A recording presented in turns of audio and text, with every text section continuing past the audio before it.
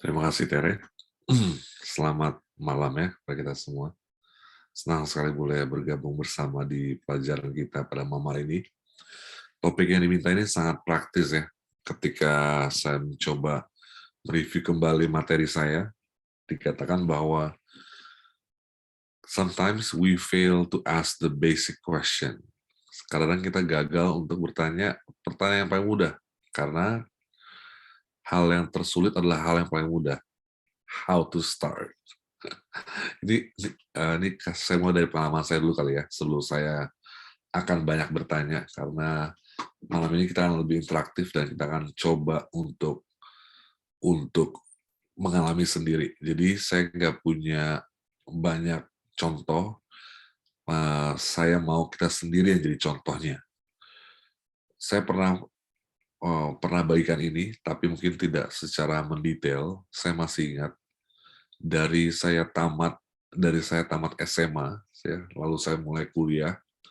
Itu saya menjalani masa-masa yang sulit secara pribadi untuk mencoba mengunyah dan menelan bahwa saya itu adalah seorang pembawa kabar firman Tuhan.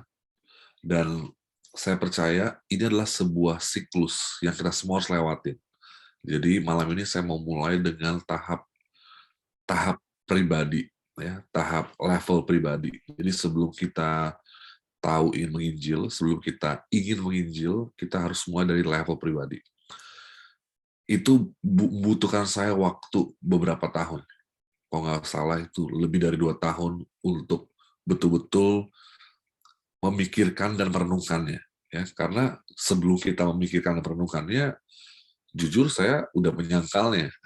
Ini mungkin nggak banyak orang mengetahui ya, kalau orang tidak melihat kembali cara berpikir saya, mungkin orang langsung berpikir, ini pendeta ini pasti dia sudah langsung bisa.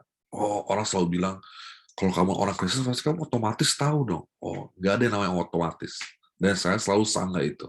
Kalau orang bilang, kalau kamu udah percaya sama Yesus, kamu otomatis bakal share. Nggak ada yang otomatis, teman-teman. Nggak ada yang otomatis. Contoh ya, nggak mungkin semua orang yang berlagak Kristen pasti orang Kristen. Nggak mungkin semua orang yang contoh kayak saya. Ya kadang istri saya selalu bilang, kenapa sih kamu kalau ngomong sama orang Manado, kamu bisa ngomong bahasa Manado. Kalau sama saya nggak mau orang Manado. Saya bilang, karena waktu saya di bangku kuliah, teman-teman saya kebanyakan orang Manado pas di bangku kuliah. Ya, bahkan roommate saya. Mungkin cuma ada beberapa yang ada pun orang Batak pun, tapi bukan orang Batak yang dari Medan ya. Orang Bataknya juga sama seperti saya, yang sudah besar di Jakarta. Jadi exposure saya nggak banyak dengan apa yang ini, dan itu keluar dari insting saya bilang. Itu kalau saya ketemu sama teman-teman lama saya atau teman-teman orang Manado, mungkin itu keluar dari insting saya karena pertemanan. Jadi nggak ada otomatis. Saya juga jadi orang Batak nggak otomatis. Sampai sekarang saya juga masih perlu belajar lagi, masih perlu belajar banyak, karena di tempat yang saya berada ini kebetulan perkumpulan Aritonang itu, Aritonang mungkin yang nggak tahu adat Batak ya, Aritonang saya lah, Aritonang yang saya punya itu adalah Aritonang yang paling tua ya. Jadi semua mata banyak memandang, tapi saya sendiri ternyata masih perlu banyak belajar ya. Jadi tidak ada namanya otomatis. Jadi kalau kita sekarang datang ke tempat ini merasa, aduh pendeta, tapi kan saya belum begini. Itulah prinsip pertama yang saya mau tekankan di kepala kita. Dengarkan baik-baik. We are both masterpiece and work in a progress. Kita sebagai anak Tuhan, kita adalah karya Tuhan dan juga pekerjaan Tuhan. Ingat itu. Jangan kita selalu berpikir, oh kita masih muda, ya. Kita masih muda. Itu apa arti kalimat kita masih muda? Karena saya juga gaungkan ini sama anak muda saya, dan saya akan berkhotbah lagi sahabat ini. Saya akan katakan bahwa the youth is not the future. The youth is the present. Ya, jadi tidak ada lagi slogan-slogan, oh anak muda itu masa depan kita. Siapa bilang anak muda itu masa depan kita? Anak muda itu adalah saat ini ya. Anak muda itu adalah andalan kita saat ini. Saya mulai dengan ayat Alkitab ya. Ayat Alkitab. Kita buka ayat Alkitab kita. Di Alkitab kita, saya mungkin boleh minta di sini Krista ya, Krista dulu ya. Mazmur 10 ayat 14 dan ayat berikutnya lagi Roma 10 ayat 14 dan saya boleh minta Marko Mazmur 1 ayat 2. 2 ayat saja malam ini. Mazmur 1 ayat 2 ya, Pendeta? Iya. Oke, bentar. Mazmur 1 ayat 2. Nah, tetapi yang kesukaannya ialah Taurat Tuhan, dan yang merenungkan Taurat itu siang dan malam. Oke. Sekarang Marco ingat kata intinya ya. Nanti saya balik ke Marco. Kesukaannya ialah Taurat Tuhan ya. Itu kata intinya. Kesukaannya ialah Taurat Tuhan. Silakan, Krista. Roma 10 ayat 14. Tetapi bagaimana mereka dapat berseru kepadanya jika mereka tidak percaya kepada Dia? Bagaimana mereka dapat percaya kepada Dia jika mereka tidak mendengar tentang Dia? Bagaimana mereka mendengar tentang Dia jika tidak ada yang memberitakannya? Ya. Jadi dikatakan apa? Bagaimana mereka tahu kalau tidak ada yang memberitakan dia? Ya. Jadi ada dua sekarang. Yang pertama, ayat Krista Roma 10:14, bagaimana mereka tahu kalau nggak ada yang memberitakannya. Ya. Jadi bukan artinya kita itu oh iya pendeta, yang penting kita tunjukin aja iman kita. Ini juga kalimat-kalimat yang perlu dibuang jauh-jauh ya. Ini bukan kalimat yang yang relevan. Ini udah kalimat yang sudah kuno. Ya, kalimat itu sudah kuno karena kalau Yesus juga bilang, udah tunjukin aja lewat perbuatan kita. Tapi apa yang Yesus lakukan? Dia tunjukkan perbuatan dengan melakukan perbuatan.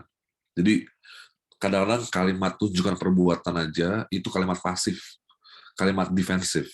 Karena kita nggak mau kelihatan super inisiatif, nggak mau terlalu kelihatan agresif, jadi kita bilang, ya udah tunjukin aja perbuatan kita. Mereka ngelihat pakaian kita, ngelihat makanan kita. Ini adalah kalimat-kalimat defensif. Dan ini nggak membantu sama sekali. Ini saya jujur-jujur aja ya, karena saya ngomongnya dari perspektif anak muda. Kalau saya bilang, yaudah kalian tunjukin aja. Saya nggak pernah kasih nasihat seperti itu. Karena bukan itu juga nasihat Yesus Kristus. Bahkan Yesus Kristus katakan dalam Matius 45, bercahayalah. Jadi bukan tunjukkanlah, bercahayalah. Biarkanlah semua orang tahu perbuatan baikmu. Jadi bukan hanya sekedar menunjukkan, tapi mereka harus tahu. Tapi Roma 10 katakan apa? Bagaimana mereka tahu kalau nggak ada yang memberitakannya? Nah, malam ini kita mau bahas dari level pribadi. Tadi Marco udah baca. Yang kesukaannya adalah hukum Taurat. Jadi malam ini kita mau bahas dua pertanyaan. Satu, mengenali dirimu sendiri.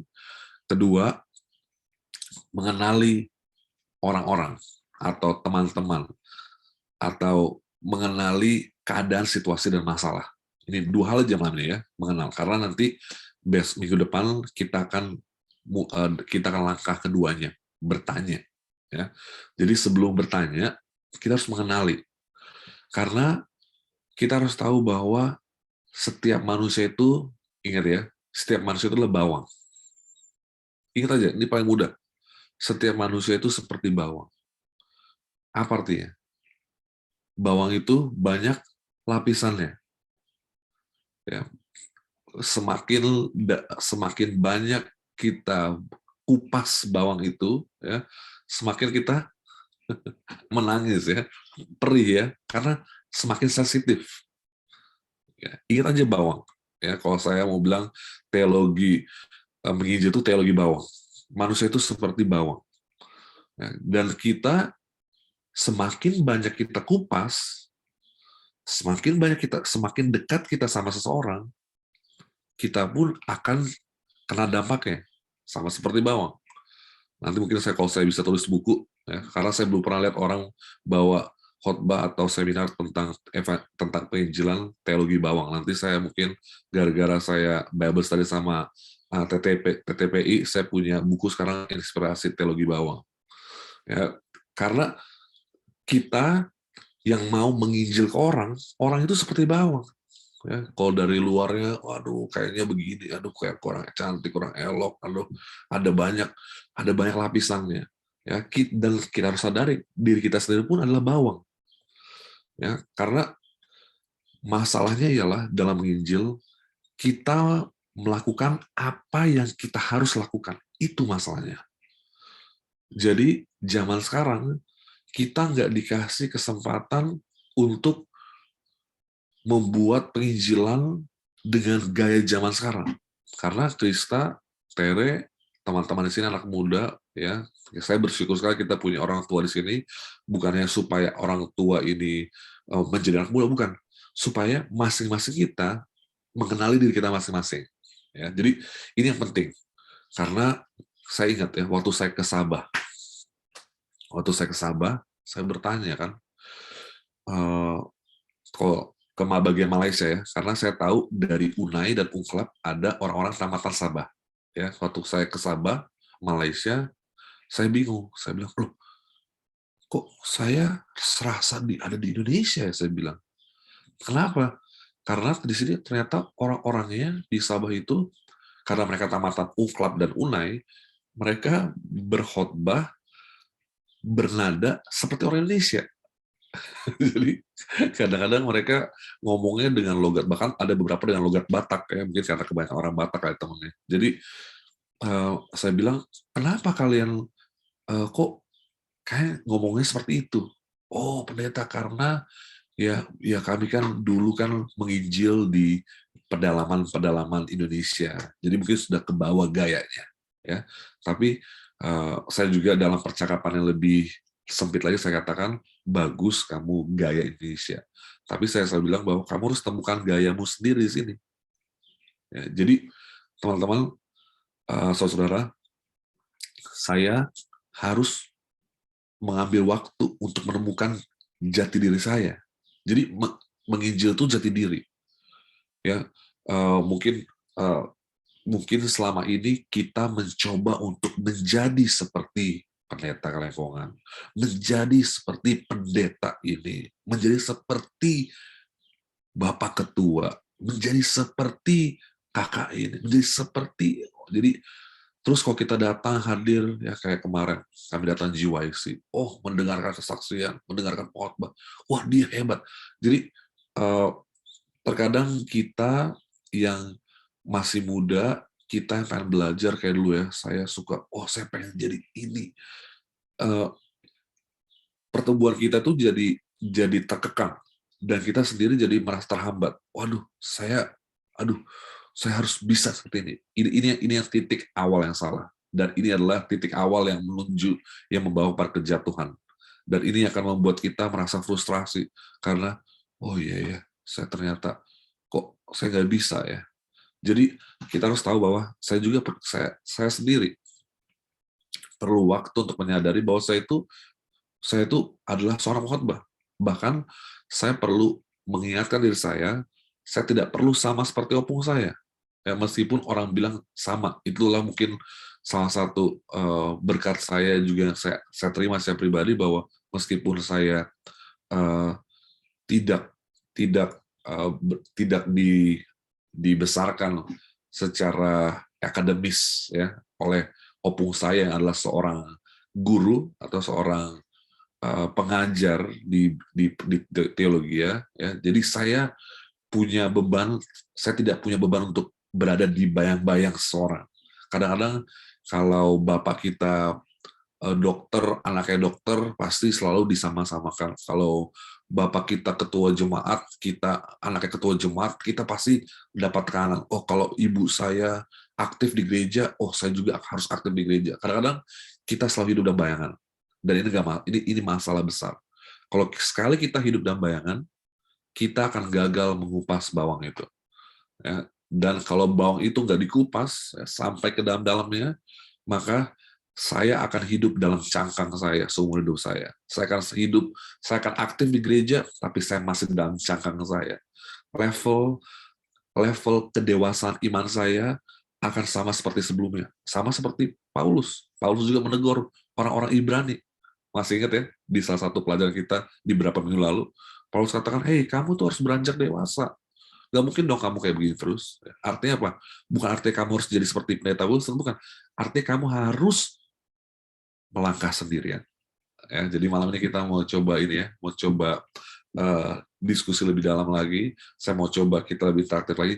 Dan sekarang kita mulai ya dengan satu pertanyaan.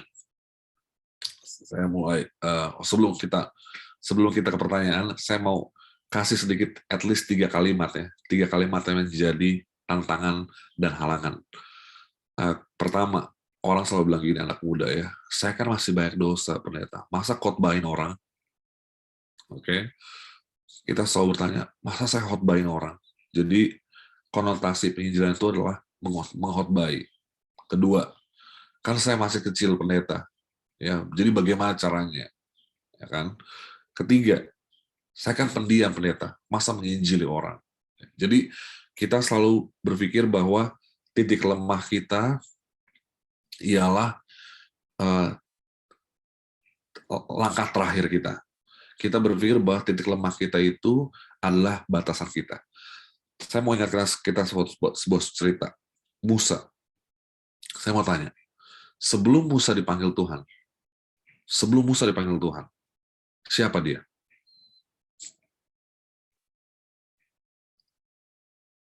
Siapa Musa sebelum dipanggil Tuhan? Seorang pembunuh. Secara pribadi, saya mau bicara soal level pribadi. Siapa dia secara pribadi? Musa sebelum dipanggil Tuhan. Sebelum berbicara sama Tuhan di padang gurun, di atas semak-semak belukar. Siapa Musa ini? Musa ini adalah seorang intelektual yang sudah diakui oleh kebudayaan Mesir. Jadi ketika Musa katakan saya tidak bisa bicara, menurut saudara-saudara, menurut teman-teman, dia berbohong atau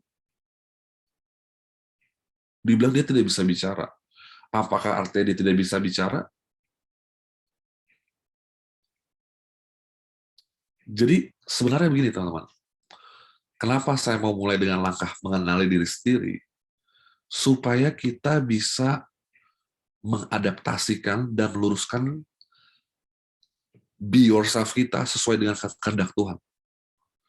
Jadi kalau sekarang kita mencoba mengulik, menggali siapa diri kita, maka kita akan lebih tahu bagaimana saya menginjil dengan gaya kita. Ini penting, teman-teman. Ini penting banget. Karena kalau saya mulai mencoba menginjil dengan cara lain, ini adalah kenapa menginjil itu nggak akan pernah sukses, nggak akan pernah jadi, nggak akan pernah mulai. Nggak usah sukses dulu deh, mulai aja dulu deh. Ya, nggak usah muluk-muluk ngomong sukses. Mulai aja, kita nggak akan pernah mulai. Ya, karena kayak saya juga punya slow start, teman-teman. Saya ini seperti mesin diesel. Ya, saya mulai lama gitu, panasnya lama, selalu panasnya lama. Ya, jadi ketika saya pun terjun ke dalam dunia teologi, saya juga mengambil waktu. Ya enggak, saya bukan tipe orang-orang yang dari pertama kali masuk ke teologi, langsung jadi murid teladan. Oh, dia orang-orang yang langsung stand out. Enggak, saya enggak. Bahkan saya percaya saya nggak punya karisma dulu. Saya percaya saya nggak punya karisma dulu. Ya, meskipun saya sadari bahwa ternyata saya sudah ada latihannya, tapi saya ngeliat ke belakang ternyata, saya bukan apa-apa, apalagi ngomong bahasa Inggris dan segala macam, saya nggak tahu apa-apa. Jadi Musa, ketika dia dipanggil oleh Tuhan, ya, dan ketika Musa merasa dia tidak cukup, dia bukan sedang bohong ketika dikatakan saya tidak bisa bicara apa-apa. Di sini Musa diajak Tuhan untuk melihat kembali bahwa keberadaan Musa, kepribadian Musa, itu dia tidak bisa bergantung dengan siapa dia. Apapun itu, baik positifnya atau negatifnya. Jadi, saya mau langkah pertama ialah untuk mengundo, ya, seperti di komputer kita ya, kita harus mengundo. Hal yang pertama kita harus buat ialah mengundo. Jangan berpikir seperti pendeta ini, jangan berpikir seperti ini, hanya satu patokan kita, seperti Yesus. Ya, karena Yesuslah yang membukakan perspektif dan cara bagaimana sebenarnya menginjil. Dan apa yang mau saya share ini dan mau kita lakukan malam ini bukanlah cara baru. Kalau orang bilang, oh jadi ini penginjilan gaya baru, bukan. Ini bukan penginjilan gaya baru. Karena apa yang akan kita pelajari malam ini, semua itu ada di Alkitab. Nah, ingat, sebelum saya mau tanya ya, satu orang di sini ya, ada beberapa hal yang ada beberapa prinsip yang akan saya tanamkan sambil kita berbicara dan berinteraksi nanti ya. Jadi sekarang saya mau kita ke level pertama dulu, yaitu mengenali diri kita dan mengenali Yesus. Know yourself and know Jesus ya. Langkah kedua ialah know the people and know the problem. Ya, kamu kenali orangnya dan masalahnya. Cuma dua aja malam ini. Ya, yang pertama kenali diri kamu dan kenali Yesus. Saya akan mulai dari saya. Nanti saya akan coba bertanya satu-satu ya. Saya akan coba bertanya satu-satu. Saya mulai dari diri saya dulu ya. Saya mencoba ketika saya berumur tamat SMA ya. Tamat SMA saya itu umur 15 ya. Ini karena SMA bukan SMA Indonesia ya. SMA luar. Umur 15. Saya bertanya, apa sih yang menarik dari perjalanan iman saya? Nanti saya akan mau tanya ya sama beberapa teman di sini ya. Dan jawabannya harus spontan. Jangan dipikir terlalu lama, jangan dibuat seperti khotbah. Saya pengen tanya secara spontan supaya teman-teman di sini langsung keluar apa ya. Saya bertanya sama diri saya, umur 15 tahun, apa pengalaman yang terbaik saya punya? Terus saya berpikir-pikir kan, perjalanan iman saya kayaknya apa ya? Saya berpikir waktu itu dalam ya.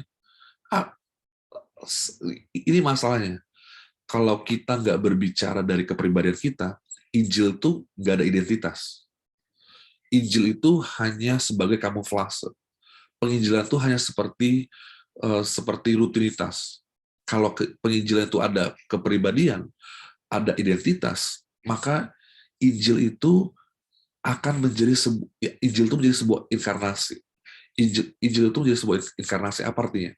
Injil itu menjadi sebuah hal yang pribadi. Ya, Yesus aja harus menjelma jadi manusia untuk berbicara kepada manusia. Paham? Yesus aja harus menjadi manusia untuk berbicara kepada manusia. Ya, kalau teman-teman di sini yang punya anjing, kita akan mencoba memimik bahasa anjing dan mengajarkan untuk berbicara ke level anjing atau ke level binatang atau hewan. Ya. Atau kalau kita berbicara dengan orang yang lebih muda atau bicara kepada toddler atau bilanglah kepada umur 6 tahun, kita juga harus berbicara ke level anak muda, ke level umur 6 tahun. Nah, sekarang pertanyaannya, kita harus kenali dulu siapa diri saya, ya kan? Kenal diri saya, dan saya harus berbicara umur 15 tahun. Saya nggak bisa berbicara seperti, oh ya kemarin saya ikut penginjilan. Umur 15 tahun nggak ada penginjilan yang terstruktur atau berencana seperti KKR besar-besar, nggak ada. Saya berpikir pengalaman saya paling baik itu ialah ketika saya besar secara pribadi dengan Pathfinder, dengan pembelajaran. Saya lihat ketika saya bertumbuh secara rohani, saya itu dibesarkan gereja saya dengan Pathfinder. Jadi ada namanya struktur dan sistem yang saya pelajari, dan yang saya pelajari itu bukan hanya rohani, tapi banyak hal. Lalu saya coba lagi, apa perjalanan iman saya hebat? Oh, saya ingat, papa saya itu selalu membuka ruang diskusi kalau renungan pagi. Mama saya mengajarkan saya berdoa. Jadi teman-teman, mengenali diri kita itu ialah mengenali background kita. Ya, jadi kalau kita melihat perjalanan iman kita, ya, kita mengenali pertama itu dari mana kita asalnya. Ya. Oh pendeta, tapi bagaimana pendeta kalau saya berasal dari keluarga yang nggak rohani? Bagaimana pendeta kalau saya nggak berasal dari keluarga yang rohani? Bagaimana kalau saya nggak pernah dibesarkan secara rohani? Saya mau balik lagi kepada cerita Musa. Saya mau tanya, apakah Musa dibesarkan secara rohani? Apakah Musa betul-betul dibesarkan selayaknya orang Yahudi pada umumnya? Saya mau tanya, berapa tahun Musa sama kakaknya ketika Musa diadopsi oleh orang Mesir? Berapa tahun dia bersama dengan kakaknya yang mengasuh dia? Karena ibu tirinya yang adalah anak Firaun ya mempercayakannya kepada siapa? Kepada kakaknya dia. Berapa tahun dia diurus sama keluarganya sendiri? Dia diurus sama keluarga Mesirnya lebih banyak, lebih lama dibandingkan sama keluarga sendiri. Jadi jadi bagaimana perjalanan imannya? Ingat, perjalanan iman itu bukan artinya saudara teman-teman seperti saya. Oh, pendeta Pathfinder, saya kan nggak Pathfinder. Oh iya, itu udah bagian perjalanan iman. Ingat, perjalanan iman itu dimulai bukan dari ketika teman-teman menjadi orang Advent atau menjadi orang Kristen. Saya bilang apa tadi? Perjalanan Kristen kita itu nggak dimulai dari ketika kita jadi orang Kristen. Karena saya mau tanya, penjahat yang ada di sebelah kanan Yesus, bagaimana dia bisa menjadi percaya? Bagaimana dia bisa dipercaya sama Yesus? Sudah baca Kerinduan Segala Zaman? Dia ketika dari muda, dia sudah dibesarkan dengan orang jahat. Tetapi dari hatinya, ada namanya naluri ilahi, di mana dia itu mulai memperhatikan, mulai merasakan ada yang nggak benar, ada yang salah, dan dia sudah mulai mengenal Yesus Kristus, dia mengenal apa yang baik.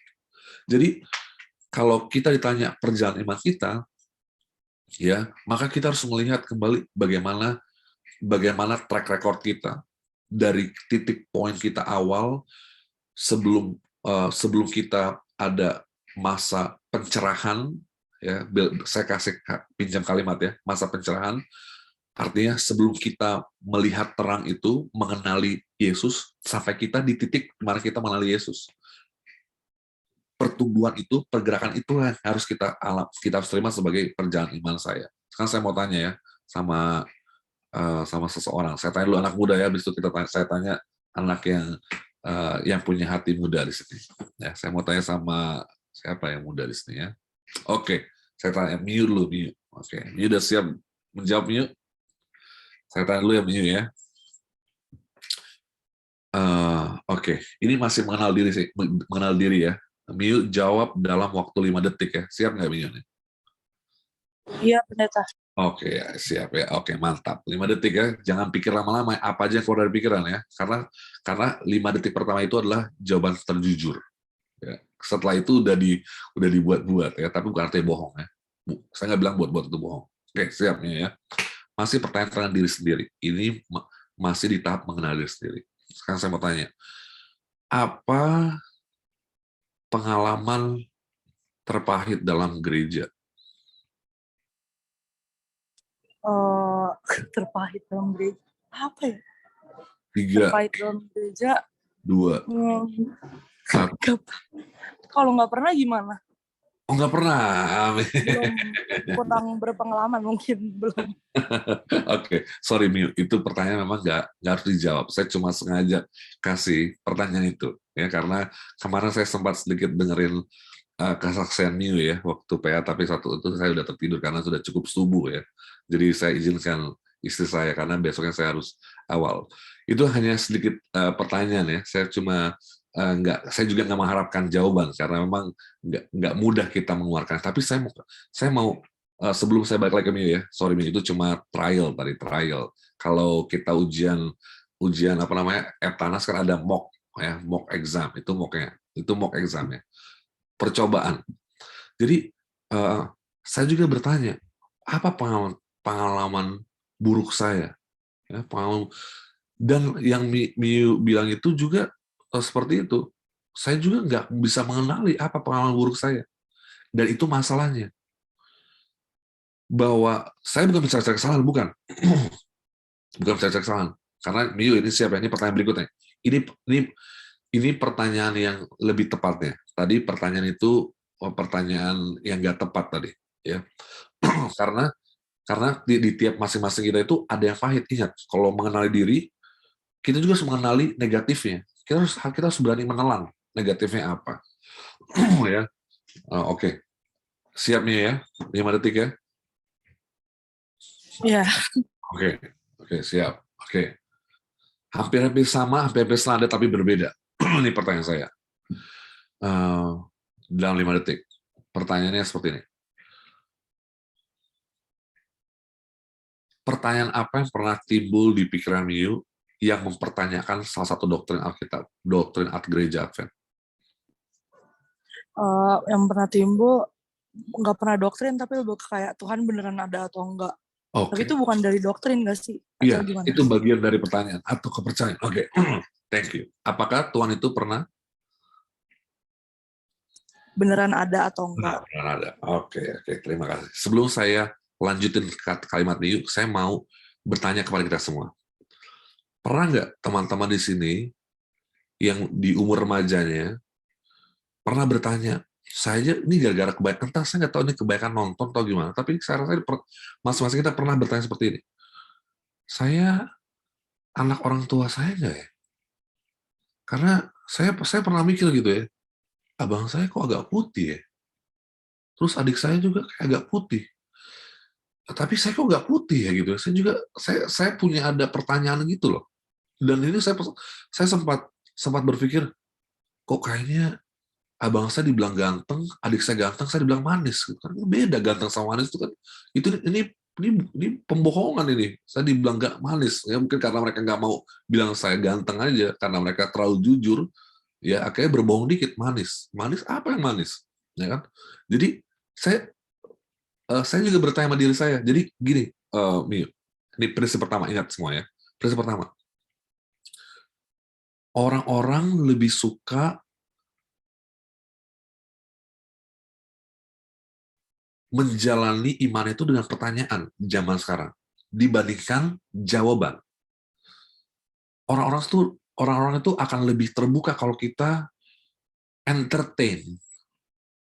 Beda ya kita punya keraguan sama memperdengarkan keraguan. Saya tahu ada kutipan di Ellen White mengatakan jangan berbicara soal keraguanmu. Saya tahu itu. Saya baca, saya lakukan tugas saya juga untuk baca surat nubuatan. Bahkan saya mau kasih tahu nanti besok minggu depan, langkah kedua itu saya itu belajar bahasa Inggris itu dengan Alkitab. Saya kasih tahu Bella, saya belajar bahasa Inggris dengan Alkitab. Saya nggak pernah belajar bahasa Inggris dari les-les yang berbayar itu. Ya, saya belajar bahasa Inggris dari baca Alkitab dan baca tulisan Ellen White. Tapi saya mau kembali ke Miu. Kalau masing-masing kita dalam usia termudanya sadar dan tidak pernah bertanya tentang siapa Tuhan atau tidak mempertanyakan keyakinan kita tentang Tuhan, something is wrong. Jadi kalau Miu bertanya apakah Tuhan itu ada, itu adalah proses, bukan sebuah kelemahan, bukan sebuah orang sebelah kafir nih, kafir. Bertanya itu bukan kafir. Ya, jadi Miu juga harus sadari bahwa ketika Miu mulai ada gejolak pertanyaan di pikiran, itu adalah bagian dari pendewasaan. Karena saya nggak mau terlalu dalam, tapi secara saintifik, ya, otak kita ini, otak di mana tempat kita menerima kerohanian, ya, otak di mana kerohanian itu dibangun adalah tempat tempat membuat sebuah pemikiran. Jadi untuk membentuk sebuah pemikiran, bagian pertama itu ialah pertanyaan. Jadi kalau Miu mulai bertanya, ya, itu adalah bagian dari pertumbuhan itu. Jadi kalau nanti ada, oh pendeta, tapi saya nggak bertanya pertanyaan itu suatu saya muda, suatu saya tua juga. Nah itu dia. Ada pertanyaan yang juga berulang-ulang kembali. Ya, contoh, kadang kita berpikir, kenapa kita kalau lagi sedih, atau lagi susah, kita menyalahkan Tuhan. Saudara pernah berpikir nggak kenapa manusia ujungnya selalu nyalahin Tuhan? Sekarang saya mau tanya sama yang udah berpengalaman ya, anak orang muda, orang-orang yang sudah punya jiwa muda dan berpengalaman. Tapi jawabannya jangan panjang-panjang ya, singkat aja. Saya mau tanya sekarang, kenapa orang kalau lagi susah atau sedih atau menderita biasanya menyalahkan Tuhan? Sekarang saya mau tanya sama teman bicara saya dulu kemarin di toko Indo Bistro, Bang Kristo. Kemarin kita baru ngobrol sama Bang Kristo nih sama saya. Saya dapat banyak pencerahan dari Bang Kristo. Bang Kristo, secara singkat dan padat, kenapa orang-orang menyalahkan Tuhan kalau lagi menderita? Orang lagi menderita. Ya, karena mereka merasa Tuhan itu yang mengatur segalanya. Kalau ini harus terjadi sama saya, kenapa sesial ini, atau kenapa sesusah ini gitu. Katanya Tuhan memberikan janji-janji yang baru dengan berkat-berkat yang baru. Kok saya nggak dapat gitu. Yes. Thank you Bang. Tadi dikatakan teman-teman tadi dikatakan bahwa Bang Ito katakan kenapa orang menyalahkan Tuhan karena kita merasa Tuhan yang bertanggung jawab. I need quick answer. Is that a good thing or bad thing? By default, it's a good thing. Karena artinya secara tidak sadar di alam bawah sadar kita sudah menerima kedaulatan Tuhan. Jadi ketika kita merasa life is not fair, hidup itu nggak adil, kita bertanya kepada seseorang yang punya hak itu menjawab pertanyaan kita. Paham di sini? Jadi kalau seorang mempertanyakan, kok Tuhan begini? Ingat saudara, orang itu sedang kembali ke titik nol dalam imannya. Jadi bukan artinya dia itu udah kafir. Ini yang selalu kita ini diperlukan P3K. Ini diperlukan pencegahan awal. Kalau ada orang langsung bertanya tentang imannya, itu bukan sedang kafir dia. Dia sedang apa sih namanya kalau dalam baris berbaris itu dia sedang balik badan. Ya, jadi kalau di baris berbaris, kalau teman-teman pernah baris berbaris ya, kalau balik badan itu salah satu tujuan itu adalah supaya dia mencoba meluruskan pemikiran dia. Apa benar nih? Saya mau kasih bukti. Di kitab Mazmur. Teman-teman tahu kitab Mazmur itu adalah kitab terpanjang dan kitab yang memiliki banyak pertanyaan mengenai Tuhan. Kalau teman-teman coba baca Alkitab, kitab Mazmur mencatat pertanyaan yang pertanyakan Tuhan lebih banyak daripada buku lain. Pertanyaannya saya, kenapa Tuhan izinkan itu? Ini ada pertanyaan dari Kamiranda, good thing apakah the right thing? Sekarang sebelum saya menjawab itu saya balikan lagi. Kenapa Tuhan mengizinkan umatnya mempertanyakan dirinya? Nggak usah jauh-jauh, kitab Ayub. Kenapa banyak porsi kitab Ayub Tuhan dipertanyakan? Bukankah kalau orang baca kitab Ayub jadi murtad? Apakah kita sudah mencoba mengerti apa maksud saya? Saya sedang berbicara, saya sedang membantu kita sadar bahwa ketika seseorang mempertanyakan Tuhan, it's not about the right thing or the good thing. Maksud saya ialah ketika seorang bertanya, itu adalah bagian dari perjalanan iman mereka. Mau jadi Advent, mau nggak jadi Advent, itu perjalanan iman mereka. Ya, jadi gini, kalau kita berpikir menginjil itu hanya sekedar, oh kita harus berbuat kepada orang. Bagaimana kita bisa berbuat kepada seorang kalau diri sendiri kita kosong? Kalau pikiran kita kosong. Jadi ini yang perlu kita kenali ya sebelum kita ke layer keduanya. Ya, kita harus mengenal diri kita. Yang positifnya apa, negatifnya apa. Kalau teman-teman pernah baca Seven Good Habits, ya biasanya orang-orang HR, ya orang-orang teman-teman orang HR, kalau mau kasih seminar tentang HR biasanya dia selalu diambil buku itu ya, Highly Effective Habits, Seven Highly Effective Habits, Stephen Covey. Ada namanya Emotional Bank. Itu artinya mereka mengambil inventaris dari siapa mereka. Jadi kalau kita nggak punya perspektif yang cukup tentang siapa kita, ya, dan kita nggak berani bertanya pertanyaan-pertanyaan seperti itu, ya, berarti kita hanya menerima sesuatu by default. Ya. Ingat, saya nggak bilang saudara harus mempertanyakan iman saya. Itu salah. Itu bukan maksud saya. Saya katakan, kalau saudara ada di titik mempertanyakan iman, berarti saudara ada dalam 1.0 dalam perjalanan iman.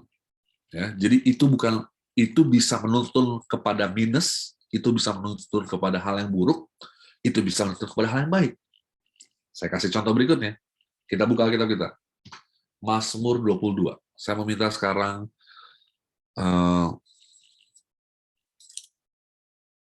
siapa nih boleh bantu baca? Oke, kami ya boleh bantu baca Mazmur 22 ya, biar saya nggak mencoba membenarkan apa yang saya bilang, saya kasih buktinya. Mazmur 22. Sudah dibuka, Kak? Sudah. Oke. Mazmur 22. Oke. Mazmur 22 ayat yang ke-2 dan ayat yang Oke, boleh dibaca dulu ayat kedua. Mazmur 22. Allahku, mengapa kau tinggalkan aku? Ya. Ayat yang keberapa, Pendeta? 2 ya? Ayat 1 ya. Ayat 1 dulu. Ayat 1. Untuk pemimpin biduan, menurut lagu Rusa di Kala Fajar, Mazmur Daud. Oke. Sekarang lanjut. Stop dulu, Kak. Saya mau Kakak lihat sebentar ya. Kalau Kakak lihat dari ayat 1 sampai ayat yang ke-18, secara cepat, Kak, dan kita semua secara cepat lihat. Ini pertanyaan ini ditujukan kepada siapa? Kepada Tuhan atau pujian kepada Tuhan? Pujian. Apa ini? Kayaknya dia kesel sama Tuhan kali. Kesel sama Tuhan ya, betul kan? Engkau yang mengeluarkan aku dari kandung. Kayak ini ada ada kata kalimat-kalimat frustrasi nggak? Ada ayat 3.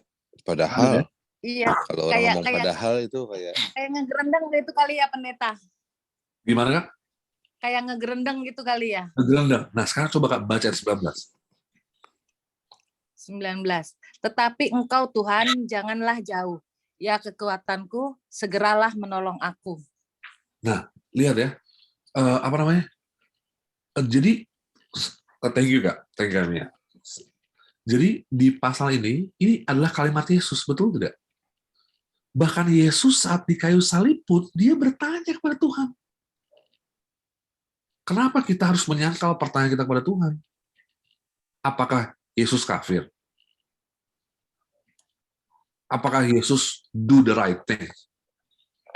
Ketika dia bertanya, mengapa Allah engkau meninggalkan aku? Apakah Yesus salah berbicara seperti itu? Tidak. Kenapa? Karena itulah yang dikatakan salah satu bagian terintim dari sebuah doa. Di mana kita bukan mempertanyakan Tuhan, tetapi mempertanyakan tanggung jawab Tuhan dan secara tidak sadar menyatakan siapa Tuhan bagi kita, yaitu pencipta kita yang punya kuasa atas kehidupan kita. Jadi kalau kita lihat di sini, ya, kita lihat ya di sini ya, dikatakan Allah, mengapa engkau meninggalkan aku? Padahal engkau yang kudus bersemayam, ayat ketiga. Padahal engkau yang berkudus bersemayam. Lalu aku ini ulat, ayat 6. Ya, ayat 7, semua orang mengolok-olok aku. Saya tanya, kenapa Tuhan biarin ayat ini di Alkitab? Karena tujuannya, ya, karena titik nol tadi tidak membawa kepada kemerosotan. Malahan ini menjadi sebuah titik balik. Kayak tadi saya bilang, balik badan. Ya, berbalik lurus. Lihat ayat yang ke lihat ayat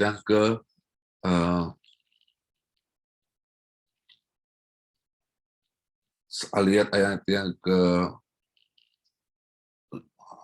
27. Segala ujung bumi akan mengingatnya dan berbalik kepada Tuhan, dan segala kaum dari bangsa-bangsa akan sujud menyembah di hadapannya. Artinya gini, kalau kita bertanya, nah sekarang saya mau kasih jawabannya ya.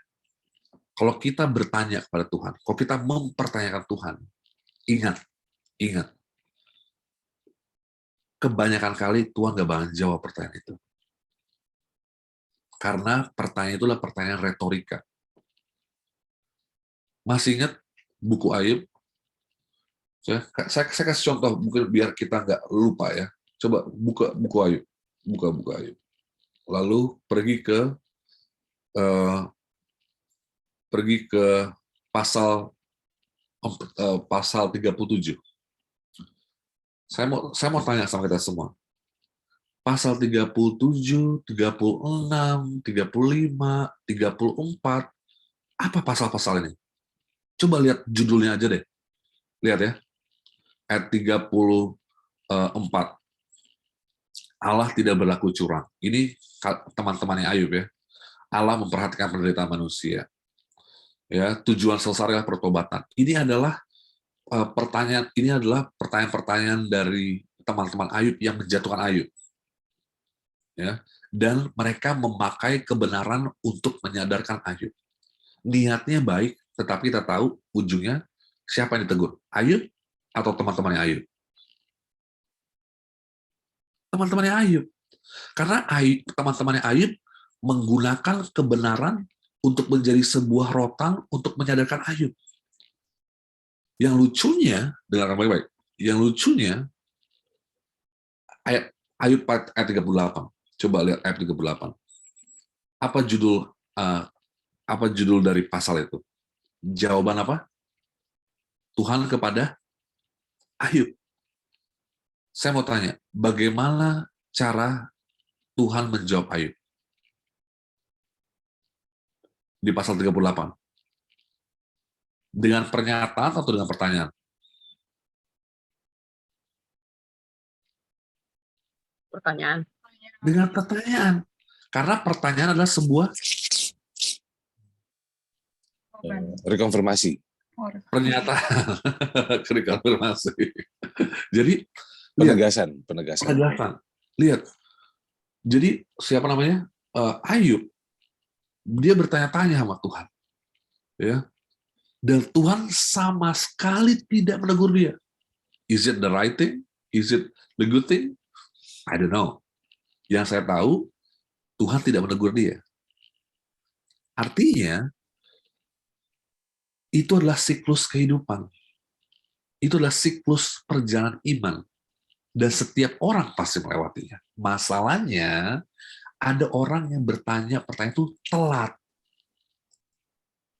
Dan ketika orang mengambil keputusan dari pertanyaan dia berpikir bahwa, udahlah, Tuhan tuh udah begini, udah Tuhan nggak bisa jawab pertanyaan gue, kan gue udah bertanya, gue nggak ngerti kenapa begini Tuhan. Nah itulah respons yang kita mau hindari.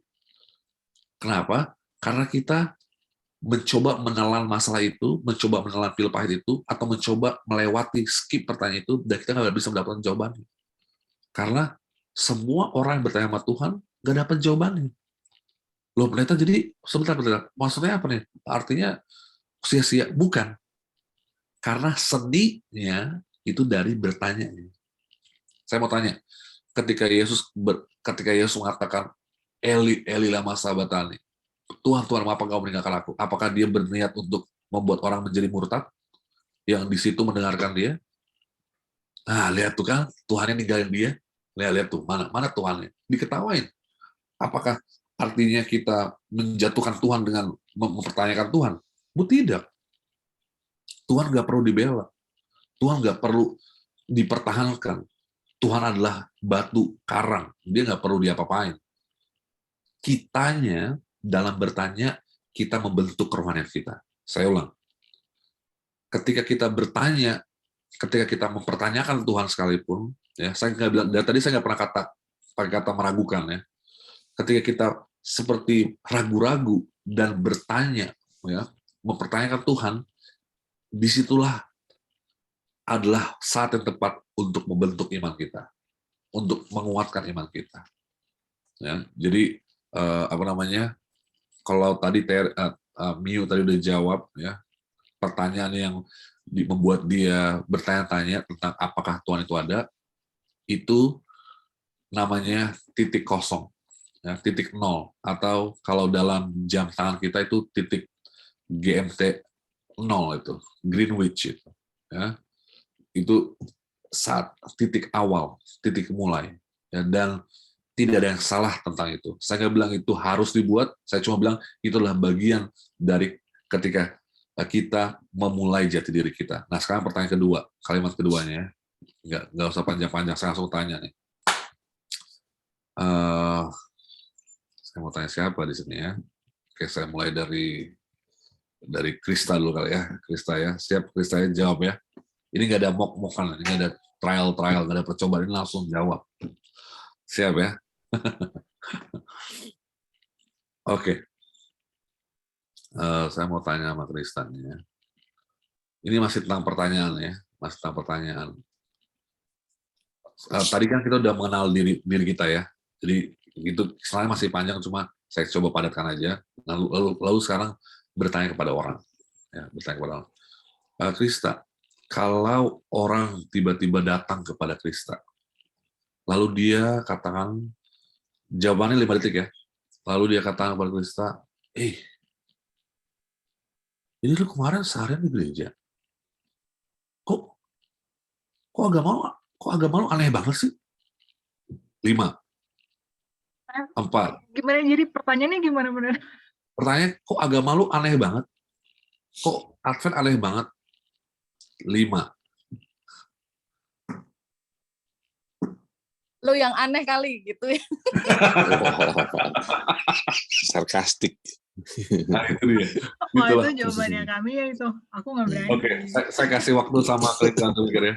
Jadi orang bilang gini, orang Indonesia itu hakikatnya hanya ada 2 saat mereka berkumpul.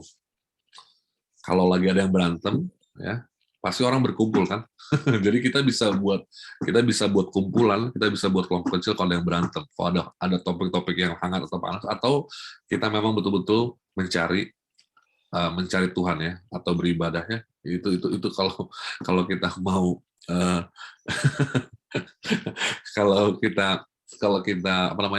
kalau kita mau melihat ini secara positif. Tapi saya balik ke Krista, ya. Sudah siap, ya? Ini pertanyaan praktis loh. Tadi saya bilang pertama kali mulai malam ini saya bilang the simplest is always the hardest, and a lot of people fail to ask the simplest question. How do you respond to that question? Oke, siap Krista? Ya. Krista, lu aneh, ya? Kok kalian seharian gitu ke gereja? Mulai. Kalau menurut gue sih nggak aneh. Nah. Oke. Saya mau kita buka Alkitab, ya. Coba kita buka Alkitab. Krista, coba kita buka Yohanes pasal 4.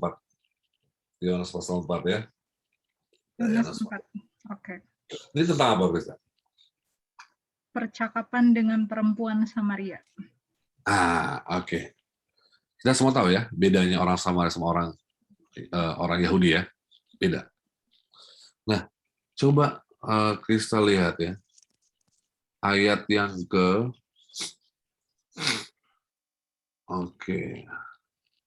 ayat yang ke-9. Coba Krista baca.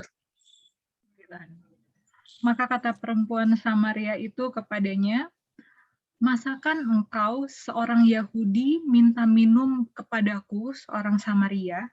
Oke. Stop di situ. Itu pertanyaannya bilang, masa Lu orang Yahudi minta sama orang, itu pertanyaan apa namanya? Kebingungan, kekecewaan, penasaran, apa kira-kira Krista? Kalau Krista bisa coba kulitin apa namanya pertanyaan itu, coba dikupas pertanyaan itu pertanyaan apa namanya? Masakan. Jawabannya rendah diri gitu kali ya, iya, pendeta. kayak lebih merendahkan diri ya.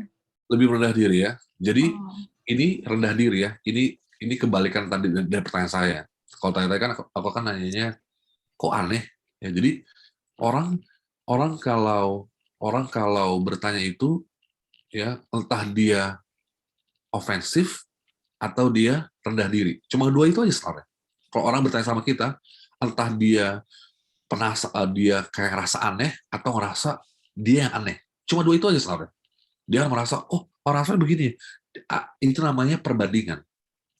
Itu namanya comparison. Jadi di otak dia sedang membandingkan. Gua tiap hari sabar, main game, party, jalan-jalan. Lu seharian di gereja. Aneh dong. Jadi kata aneh itu berasal dari perbandingan di pikiran dia. Saya mau tanya, apa jawab Yesus di pertanyaan berikutnya? Ayat 10. Ayat 10. Jawab Yesus kepadanya, jikalau engkau tahu tentang karunia Allah, dan siapakah dia yang berkata kepadamu, berilah aku minum, niscaya engkau telah meminta kepadanya dan ia telah memberikan kepadamu air hidup. Aku mau tanya sama Krista, terakhir. Kalimat Yesus dimulai dari kata apa?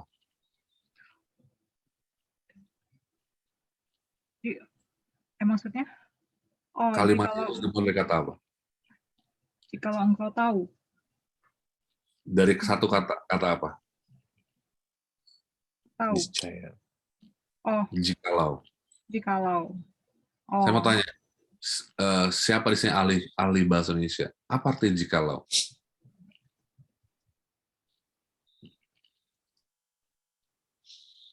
Apakah jikalau itu artinya apa artinya jikalau?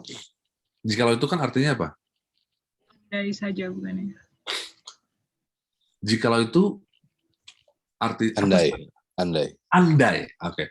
Kalau dibilang andai itu namanya probability. Betul nggak saya?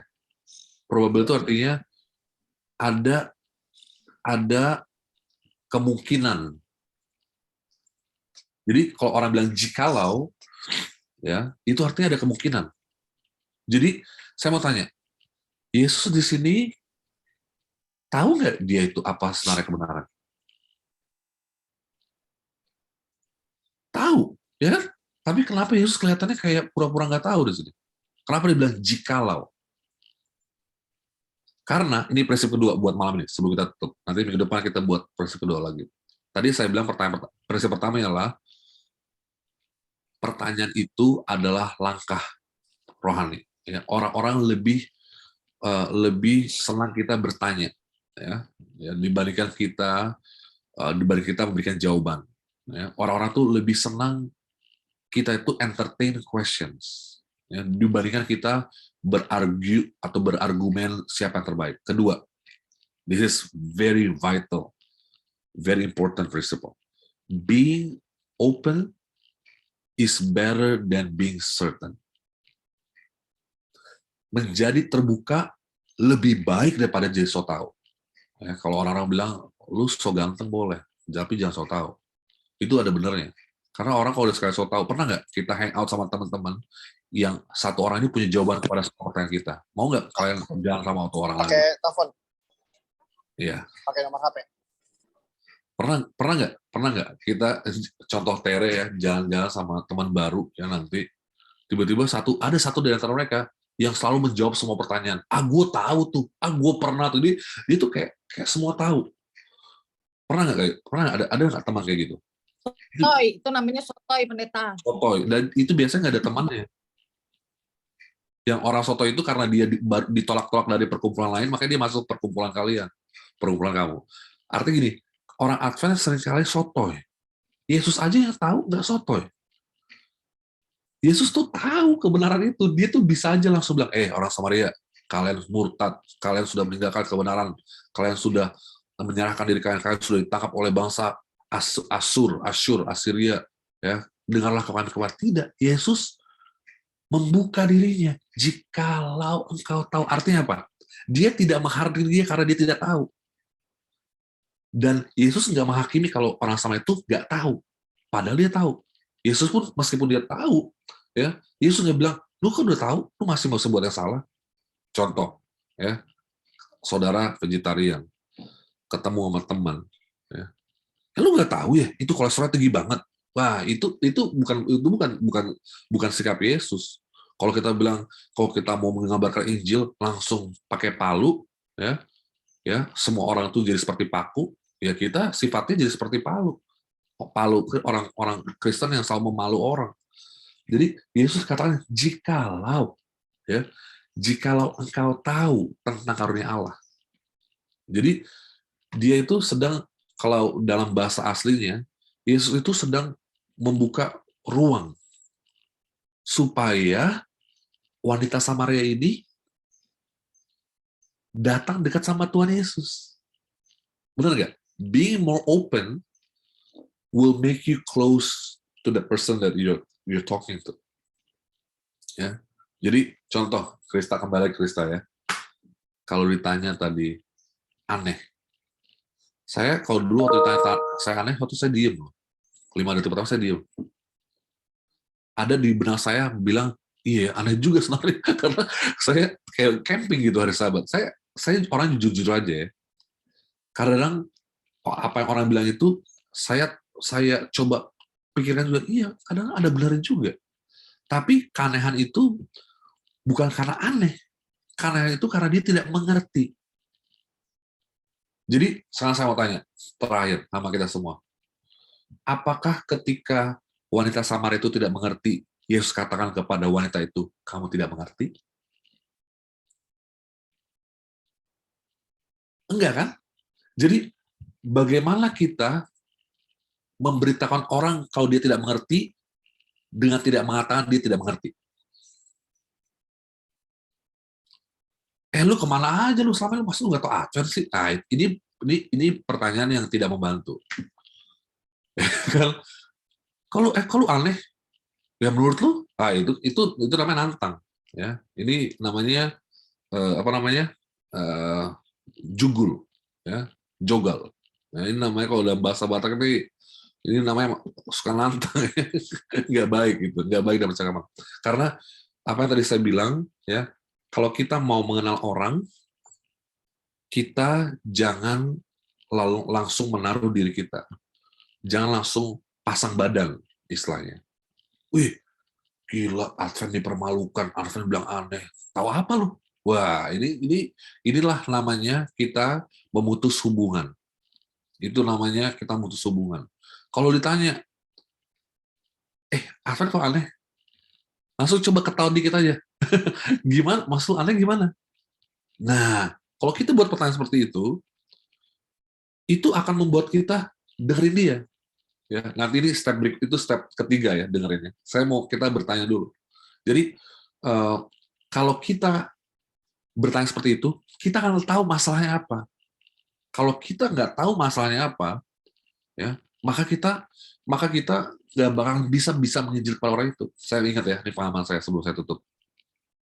Kalau ada pertanyaan juga, kalau ada pertanyaan, saya tutup nih. Waktu itu saya ada anggota jemaat yang pacarnya itu bukan Advent, ya.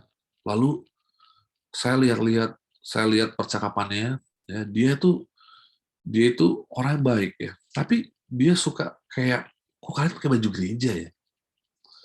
Jadi dia mempertanyakan semua perbedaan yang ada.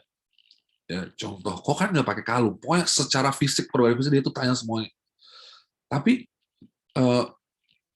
kita diem aja, saya senyum, bahkan oke, kasih pendeta. Biasa orang gitu kan, kalau ada kumpulan, ada pendeta, kasih pendeta.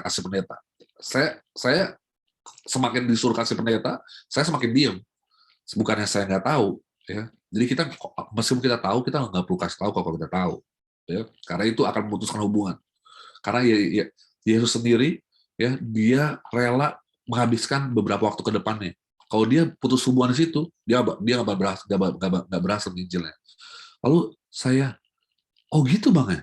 Saya bilang, bahkan dia lebih tua ya. Oh, jadi gimana Bang yang maksudnya, dan pertanyaan kita, nada kita juga nggak boleh nantang kadang-kadang. Iya Bang, memang kadang kelihatan seperti itu sih. Jadi bukan arti kita mengkonfirmasi, di arti kita katakan iya, it's okay untuk mempertegas apa yang dibilang. Oh iya memang aneh ya. Jadi ini jangan langsung baper ya. Yesus juga nggak baper di sini. Nggak ada baperan di sini. Ya, karena kayak tadi saya bilang, Yesus itu nggak perlu kita bela. Ya. Yang perlu adalah kita tahu apa yang mau kita bilang. Ya, karena 1 Petrus 3:15 katakan selalu siap untuk menyediakan jawaban. Ya, jadi kalau ditanya, kalau mereka bingung, kalau mereka nggak tahu, ya, kalau mereka kayak merasa aneh, mereka katakan it doesn't make sense, ya. Ini adalah bagian di mana kita memulai titik nol itu. Sama seperti tadi, pertanyaan kita ketika kita mempertanyakan Tuhan kita, itu adalah titik nol kita. Ketika orang bereaksi, ketika orang beriak, itu adalah bagian dari pertanyaan dan kepenasaran dia. Kalau kita berhentikan dia sudah berhenti penasaran. Jadi, saya kembalikan pada Tere, ya, ini part 1, ya. Minggu depan kita akan lebih ngomong soal teologinya, soal doktrinnya. Ya, nanti ketika ditanya, oh kalau begini, nanti kita kasih tahu jawabannya. Tapi sekarang pertama, kenali diri kita dan kenali siapa orangnya sebelum kita menginjil. Karena ada yang namanya teologi bawah. Amin. Puji Tuhan, terima kasih Pendeta Wilson atas pelajaran malam hari ini. Ini baru awal, tapi udah sangat membantu ya. Setuju nggak Kak Krista? Udah sangat membantu banget karena ini udah dikasih 2 prinsip ya. Jadi prinsip pertama, kita jadi tahu bahwa ya bertanya atau pertanyaan itu sebenarnya adalah siklus atau perjalanan iman, tadi Pendeta Wilson udah bilang ya. Jadi kalau misalnya kita pun memiliki pertanyaan atau orang terdekat kita, saudara kita bertanya, jangan langsung kita serang dengan segala jawaban atau menantang ya, tapi kita harus bisa pahami kalau yaitu perjalanan iman dia ingin mengetahui berarti. Dan yang kedua juga tadi ada kalimat yang disebutkan oleh Pendeta Wilson, be open is better than being certain. Jadi kita harus bisa terbuka dibanding kita tahu atau bahkan jadi sok tahu ya. Jadi ini pelajaran yang sangat bagus banget malam ini, membuat kita sebelum kita menginjil, emang lebih baik kita juga sadar dulu dengan diri kita sendiri, kita tahu dulu bahwa bertanya itu tadi bukan suatu hal yang salah atau jelek ya, tapi kalau kita udah bisa tahu itu adalah perjalanan iman, yang pastinya Tuhan sendiri yang akan bimbing saat kita nanti akan menginjil atau ya menjawab pertanyaan-pertanyaan simpel tadi ya, seperti tentang Sabat. Nah, ini adalah pelajaran malam hari ini. Kita masih ada hari Kamis depan, dilanjutkan lagi The Art of Evangelism ini. Tapi malam ini kita masih ada waktu. Kalau ada teman-teman atau kakak-kakak di sini, kita anggap semua sama-sama berjiwa muda ya di Bible Study malam ini. Kalau ada yang mau sharing atau ada yang mau bertanya, boleh silakan. Waktu dan tempat diberikan kepada teman-teman yang mungkin mau sharing, mungkin punya pengalaman dalam menginjil atau dalam menjawab pertanyaan-pertanyaan seperti yang tadi pendeta sudah sampaikan, boleh di-sharing pada malam hari ini. Ada Marco di sini, anak mudanya, ada Kak Krista, ada Kak Brandon, tadi ada Mau sih Tere. Hai Tante Mia. Katanya kakak manggilnya tadi, sekarang tante. Kak Mia, maaf. Enggak. Maaf. Pendeta mau tanya dong. Kan kalau misalnya nih kita dapat musibah, terus ada orang bilang, oh itu musibah dari Tuhan, itu ujian, ujian itu akan meningkatkan keimanan kamu. Itu benar nggak sih pendeta? Sedangkan emang Tuhan ngasih kita musibah gitu, dan itu benar nggak ujian gitu loh pendeta? Amin. Terima kasih pendeta. Terima kasih kakak. Makasih kami ya. Silakan pendeta dijawab. Iya, memang Tuhan katakan ya di Alkitab di kitab Yakobus bahwa ada bedanya ujian dan pencobaan. Ya, pencobaan itu bukan berasal dari Tuhan, ya. Ujian itu berasal dari Tuhan. Ini saya coba sederhanakan ya. Jadi Yakobus kata, Tadi pendeta ujian, maaf pendeta. iya, Ujian bukan berasal dari Tuhan. bukan berasal dari Tuhan, ujian berasal dari Tuhan. Pencobaan itu Yakobus katakan pasal 1 itu berasal dari manusia. Ya, tapi ujian itu bukan berasal dari manusia, berasal dari Tuhan. Jadi contoh, ketika Abraham disuruh untuk memberikan anaknya. Saya mau tanya, bagian mana pencobaannya di situ? Ketika Abraham disuruh mengorbankan anaknya, di bagian mana itu adalah sebuah pencobaan? Waktu disuruh bunuh, gitu bukan pendeta? Oke, thank you, Kak. Waktu disuruh bunuh itu bukan pencobaan, itu perintah Tuhan, itu ujian. Gitu ya. Coba kita buka ya, Yakobus pasal 1 ya, biar nanti saya nggak asal-asal ngomongnya ya.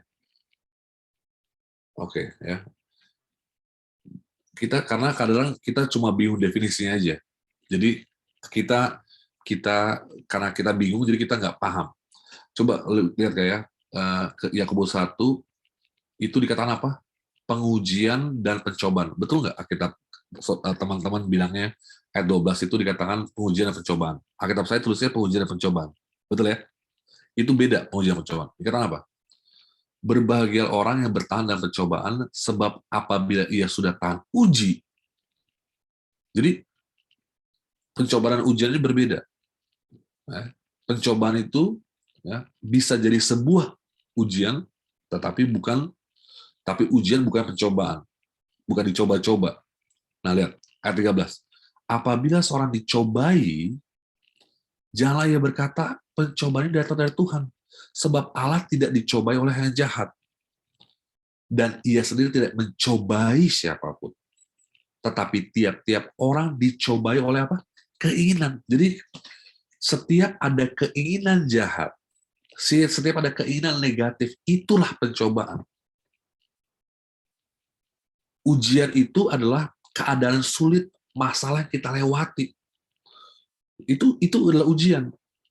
Bahkan pencobaan pun bisa jadi ujian. Karena tadi kita bilang apa? Kalau engkau bisa melewati pencobaan dan engkau jadi tahan uji, maka engkau akan mendapatkan mahkota surga. Jadi kalau orang katakan itu ujian, ya artinya Tuhan mau kita melewatinya dengan pertolongannya. Ya, jangan kita kalau dengar kata ujian mikirnya sukses. Ya, kesuksesan itu nggak relevan di sini. Di ujian di sini ialah Tuhan mau kita membentuk karakter kita, karena itu dibilang di ayat ini. Ya, lihat di ayat sebelumnya, naik ke atas, ayat yang ke 2 dan ketiga. Anggaplah sebagai suatu kebahagiaan apabila kamu jatuh dalam berbagai-bagai pencobaan. Sebab kamu tahu bahwa ujian terhadap imanmu menghasilkan ketekunan. Jadi itulah artinya kalau orang bilang kepada kakak bahwa orang-orang itu kalau dihadapkan dengan musibah, itulah sebuah ujian. Kalau ada yang mau tambahkan, silakan. Saya kembalikan kepada Tere. Kita kan ini sebab Allah tidak dapat dicobai oleh yang jahat. Yang jahat ini maksudnya setan atau kita sendiri gitu loh, pendeta, manusia. Artinya Tuhan tuh nggak bisa dicobai dengan sesuatu yang negatif, keinginan-keinginan negatif. Jadi dan Tuhan juga tidak pernah mencobai kita dengan contoh. Masih ingat Abraham dan Sarah, ya? Karena Sarah lama punya anaknya, ya, betul. Lalu apa Sarah bilang solusinya? Nikahin aja siapa? Hagar, ya. Itu adalah pencobaan. Tuhan nggak pernah kirimkan Hagar untuk menyelesaikan masalahnya. Tuhan katakan tunggu loh, tunggu. Memang kadang hal yang paling sulit saya belajar dari Bang Ito kemarin menunggu, Bang Ito ya. Sulit sekali dibilang tunggu, menunggu. Manusia itu nggak bisa menunggu. Malah dia menikahi Hagar. Ya, jadi itulah Abraham. Ya, kalau kita salahin Hagar, kalau kita salahin Sarah, yang salah juga Abraham. Abraham nggak bisa menahan nafsunya, menahan emosinya, menahan mimpinya dan cita-citanya mempunyai seorang anak. Itu kan nafsu mempunyai anak. Dia ingin sebuah keturunan. Oh, pendeta kan keluarga kalau nggak ada anak kan belum lengkap. Iya, saya tahu. Tapi tunggu, kata Tuhan. Tapi mereka mencobai dirinya sendiri dengan membawa Hagar ke dalam lingkaran kehidupan mereka. Dan kita tahu apa yang terjadi. Ya, ada perpecahan, ya, dan akhirnya ada perpisahan. Ya, itu yang Tuhan tidak mau terjadi. Tapi mereka dicobai oleh keinginannya sendiri. Jadi Tuhan tidak pernah mencobai kita. Ya, Tuhan nggak pernah mencoba kita dengan keinginan. Oh, berat. Contoh, ya, kita lagi nggak ada uang, tiba-tiba, wah ada ATM orang nih, ini kayaknya berkat nomplok. Nah, itu bukan berkat, saudara. Itu pencobaan. Itu bukan ujian. Itu pencobaan itu. Sorry. Itu bisa jadi ujian, tapi itu pencobaan. Itu keinginan kita dicobai. Keinginan mau mencuri. Biar cepatlah gue curi aja lah. Ini mungkin jawaban Tuhan kali. Ini yang udah gue tunggu-tunggu selama ini. Gue dikasih pekerjaan nih. Wah, ini itu cobaan. Ya. Cobaan itulah yang menjadi sebuah ujian. Tapi cobaan itu bukan ujian. Pertama-tama itu adalah kita mau dicobai nih. Ini keinginan kita bisa nggak nih? Bisa nggak kita mengendalikan dia? Kayaknya juga. Kalau ada pertanyaan lagi, tambahan lagi, saya silakan kepada Tere. Silakan. Oke, makasih Kang. Oh, boleh. Silahkan. Dari semua perkara yang ini pengalaman pribadi, dari semua perkara yang saya sudah lalui, itu mau istilahnya kesusahan, kesulitan. Suaranya kok nggak kedengeran, apa aku aja ya? Iya. Kalau cek sound, oke. Jadi kalau dari pengalaman pribadi, pengen lihat dari semua yang udah dilewatin ya, dari kesulitan, kesusahan, terus apa, udah kepepetan, itu semua balik lagi kepada Maleakhi 3. Ya, kita nggak bicara perpuluhannya di sini, tetapi dikatakan di situ ada garis satu lain yang benar-benar negor kita. Tidakkah aku membuka tingkap-tingkap langit dan mencurahkan berkat? Itu bicaranya soal iman kita kepada perpuluhan. Tetapi saya pribadi semuanya, apapun yang saya alami itu baliknya ke situ. Masa iya sih Tuhan tidak melindungi? Masa iya sih Tuhan tidak menyediakan? Ya, kita udah sampai umur 19, kita udah sampai 18, kita udah tamat SMA.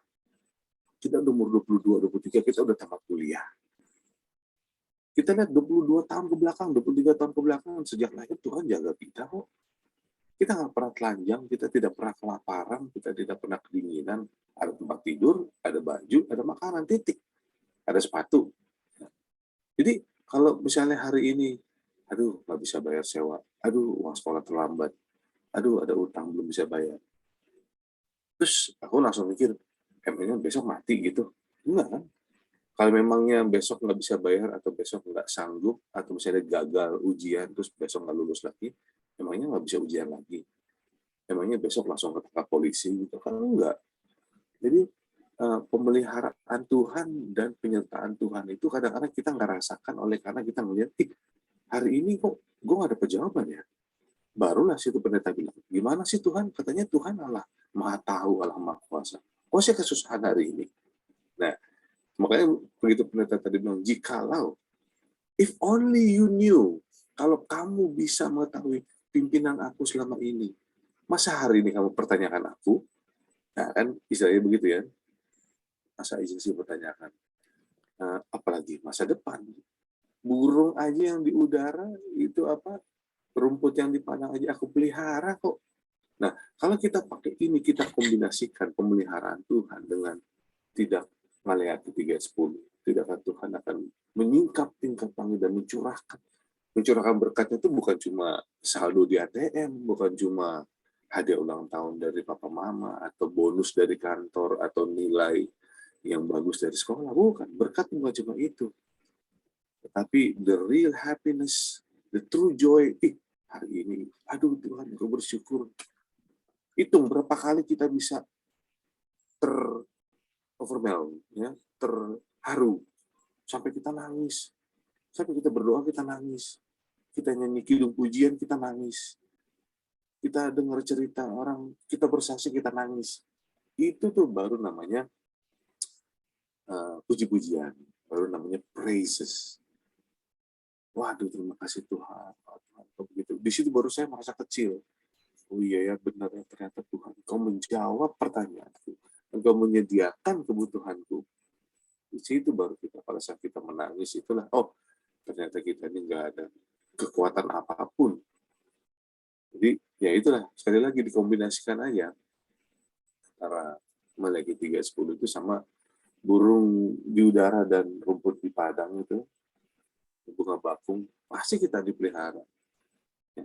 Apalagi kalau misalnya kita harus meyakinkan pacar-pacar kita yang mau masuk ATM. Aduh Tuhan, saya udah sayang sama dia. Kok dia nggak mau ke gereja aku ya? Kok dia nggak mau belajar firman Tuhan ya?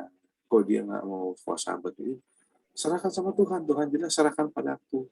Serahkan semuanya gitu. Karena Tuhan yang pelihara. Begitu aja. Amin. Amin.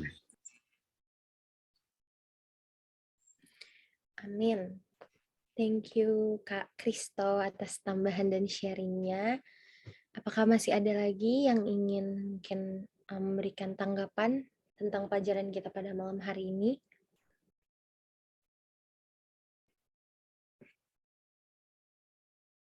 Oke, mungkin semua sudah masih aman ya, masih paham ya, karena kita masih pelajaran pertama. Next week kita akan balik lagi dengan topik yang sama, tapi naik level, kita akan bahas yang lebih dalam lagi. Oke, mungkin sebelum kita tutup, mungkin Pendeta Wilson apakah ada closing statement lagi? Dan nanti kita akan doa tutup. Iya.